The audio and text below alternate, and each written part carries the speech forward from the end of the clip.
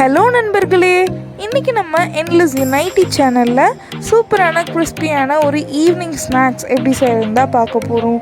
அது நம்ம எல்லாத்துக்குமே தெரிஞ்ச மசாலா பொரி தான். வாங்க இன்க்ரீடியன்ஸை பார்க்கலாம். அதுக்கு முன்னாடி நீங்கள் நம்ம சேனலை சப்ஸ்கிரைப் பண்ணலன்னா கீழே இருக்க சப்ஸ்கிரைப் பட்டனை ப்ரெஸ் பண்ணுங்கள். இந்த வீடியோவை ஸ்கிப் பண்ணாமல் பாருங்கள். தேவையான பொருட்களை பார்ப்போம். 10 பல் பூண்டு, 1 கப் நிலக்கடலை, 6 வரமிளகாய், அரை கப் பொட்டுக்கடலை, 1 ஸ்பூன் மஞ்சள் தூள், 1 ஸ்பூன் சோம்பு, 2 ஸ்பூன் ஜீரகம், தேவையான அளவு கருவேப்பிலை. கடாய் நல்லா காய்ந்த உடனே அதில் 2 ஸ்பூன் அளவு தேங்காய் எண்ணெயை சேர்த்துக்கோங்க.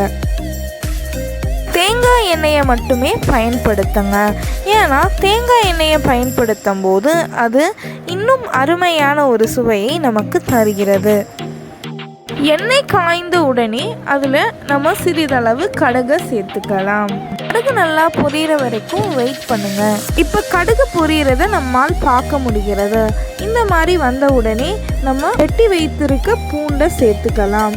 பூண்டை சேர்த்த உடனே கூட 6 வரமிளகாயையும் சேர்த்துக்கலாம்.